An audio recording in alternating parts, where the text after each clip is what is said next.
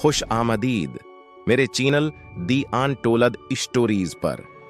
یہ چینل کہانیوں کا خزانہ ہے، جہاں آپ کو ہر ویڈیو میں کوئی نہ کوئی نئی اور دلچسپ کہانی سننے کو ملے گی۔ زمین اپنی پیداوار 1/3 کم کر دے گی، آسمان سے بارشوں کا سلسل کم ہو جائے گا، چنانچہ زمین کی گلا اگلنے کی صلاحیت کم ہو جائے گی۔ 1 سال گزرے گا اور زمین اپنی پیداوار مزید 1/3 کم کر دے گی، آسان سے بارشیں مزید کم برسیں گی۔ تیسرے سال اس صورتحال سے دنیا میں شدید قحط آ جائے گا اور ہر طرف پانی اور اجناس کی طلب بڑھا جائے گی۔ یہ دجال کی آمد کا اعلان ہوگا۔ ایسی حالات میں دجال دنیا میں نمودار ہوگا۔ دجال ایک شخص کا نام نہیں، دنیا کی نظام پر ایک سوچ، ایک عذاب اور ایک بہت بڑی آزمائش کا نام ہے۔ اللہ تعالی نے دنیا کی تکمیل کی بعد بنی نوع انسان کو شطر بھی مہار نہیں چھوڑا، بلکہ اپنی خاص رحمت ہم انسانوں پہ کی اور اپنی چنیدہ نیک بندوں یعنی رسولوں کی ذریعے سے مسلسل ہدایت کا سلسلہ جاری رکھا۔ جس قوم نے اطاعت کی وہ کامیاب ہوا، اور جنہوں نے خواہش نفس کی پیروی کی عذاب کا شکار ہوا۔ دجال کے خروج سے قبل اس کے لیے راہ ہموار کرنے کا سلسلہ یہود و انصارے کی کوششوں سے جاری ہے۔ خفیہ اسرائیلی سازشیں تو عرصہ سے جاری ہیں۔ اس کی ظاہری مثال یروشلم میں امریکی سفارت خانہ کے قیام کی اعلان سے دیکھی جا سکتی ہے۔ دجال کو اللہ بہت زیادہ قوت عطا فرمائیں گے۔ یہ دنیا کے تمام وسائل پر اس وقت قابض ہوگا جب دنیا شدید قحط کی لپیٹ میں ہوگی، اور یہ ساری دنیا کے ارد گرد اپنی جدید سواری میں چکر لگائے گا۔ دجال دنیا پر 40 دن قیام کر دیا۔ پہلا دن 1 سال کی برابر ہوگا، دوسرا دن 1 ماہ کی برابر، اور تیسرا دن 1 ہفتہ کی برابر ہوگا۔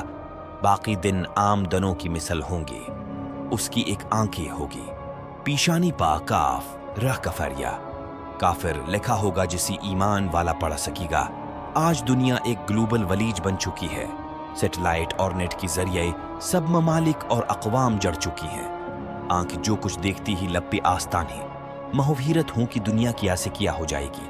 اقبال ایک حدیث کی مفہوم کے مطابق دجال کے ہاتھ میں اللہ ایسی قوت دیں گے کہ اس کے حکم پہ آسمان سے بارش اور زمین سے پیداوار حاصل ہوگی۔ زمین اپنی خزانے اگلے گی، اس کے پیچھے خزانے، اور لوگ ایسی چلیں گے جیسی شہد کی مکھیاں ملکی مکھی کے پیچھے چلتی ہیں۔ جیسی لوہا مقناطیس کی طرف کھنچا آتا ہے، اس کی حکم پر جانور صحت مند ہو جائیں گے، بیمار تندرست۔ یہ کہے گا کہ مجھے رب مانو، پھر اپنی 2 کارندی شیطانوں کو حکم دے گا کہ اس شخص جس سے یہ اس وقت ہم کلام ہوگا کہ والدین کی شکل اختیار کرو۔ اب اس آدمی سے کہے گا مجھے رب مانو، میں تمہاری مردہ والدین کو زندہ کر سکتا ہوں، اور اپنی شیطانی شابدی کی ذریعہ نقلی والدین پیش کر دے گا۔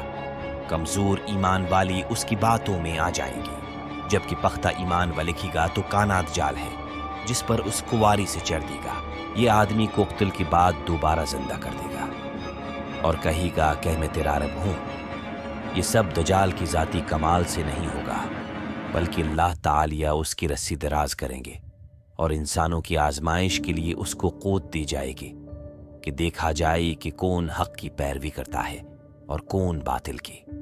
اس کے پاس بہت سے حربی ہوں گی، بہت شابدی ہوں گی، اور وسائل پر اس کا قبضہ ہوگا۔ یہ دنیا پر قیامت سے پہلے ایک قیامت برپا کر دے گا۔ امام مہدی کا نزول ہوگا۔ وہ اپنی جان بازوں کو لے لڑنے کی تیاری کر رہی ہوں گی کہ حضرت عیسیٰ کا نزول ہوگا۔ حضرت عیسیٰ دجال کو باب لد کے مقام پر قتل کریں گی۔ اس وقت دجال کے ساتھ 70,000 یہودیوں کی جماعت ہوگی۔ یہ یہودی لڑائی کے دوران غرقد نامی درخت میں پناہ لیں گی، اور یہ درخت یہودی کو اپنی اندر چھپا لے گا۔ اللہ کی مدد سے فتح ہوگی۔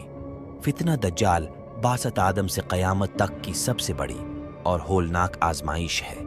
اس سے حضرت محمد صلی اللہ علیہ وسلم نے پناہ مانگی، اور امت کو محفوظ رہنے کے لیے سورہ کہف کی پہلی 10 آیات حفظ کرنے کی تلقین فرمائے۔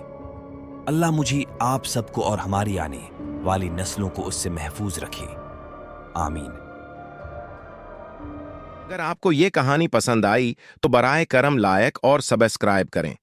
کامنٹس میں بتائیں کہ آپ کو یہ کہانی کیسی لگی، اور اگر آپ کسی اور کہانی کی درخواست کرنا چاہتے ہیں تو کامنٹس میں بتائیں۔